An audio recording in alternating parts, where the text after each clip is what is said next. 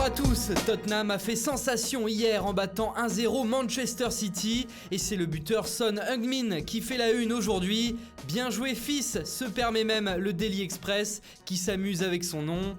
On voit l'international sud-coréen également ici sur le Daily Telegraph qui titre « Extase et agonie ». Oui, car l'autre événement de la soirée, c'est cette blessure d'Harry Kane à cette même cheville gauche qui l'avait privé des terrains pendant de nombreuses semaines en début de saison.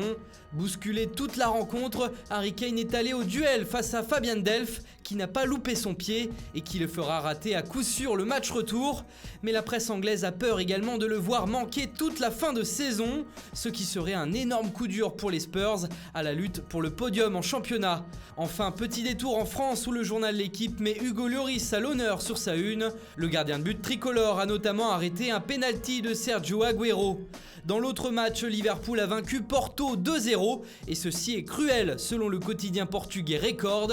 Cruel pour les Dragons qui se sont donnés hier soir à Anfield. Le média explique que Porto aurait mérité mieux car il y a eu plusieurs actions litigieuses en toute fin de match. Un penalty non sifflé et un carton rouge oublié pour Mohamed Salah selon le journal. Énorme frustration donc pour les Portugais. Un an d'attente pour ce jour, le titre du quotidien catalan Sport démontre bien toute l'importance de la rencontre que va jouer ce soir le Barça de Lionel Messi face à Manchester United en Ligue des Champions. Un rêve nommé Wanda, s'exclame de son côté le Corriere dello Sport en parlant du rêve de Cristiano Ronaldo d'atteindre la finale cette année, une finale qui se jouera à Madrid dans l'enceinte de l'Atlético. Tout un symbole donc pour la star portugaise que l'on retrouve à ce qui ressemble à un tableau du peintre néerlandais Vincent van Gogh sur la Gazzetta dello Sport. L'Ajax reçoit la Juve ce soir, vous aurez donc rapidement fait le lien. Et on revient en Espagne avec le journal AS qui fait sa une sur le madrilène Vinicius Junior et qui s'étonne de voir la nouvelle pépite du Real Madrid présenter le nouveau maillot Nike de la Seleção alors qu'il n'a pas encore disputé un seul match avec la sélection brésilienne. Cela montre à quel point Vinicius Junior est devenu un phénomène en quelques mois. Et enfin, on termine par une rumeur mercato qui nous vient de la presse allemande.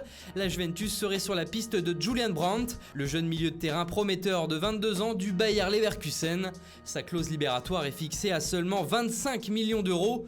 Une aubaine que pourrait donc saisir le club italien. Voilà, c'est tout pour ce matin. Bonne journée à tous et à très vite sur Foot Mercato.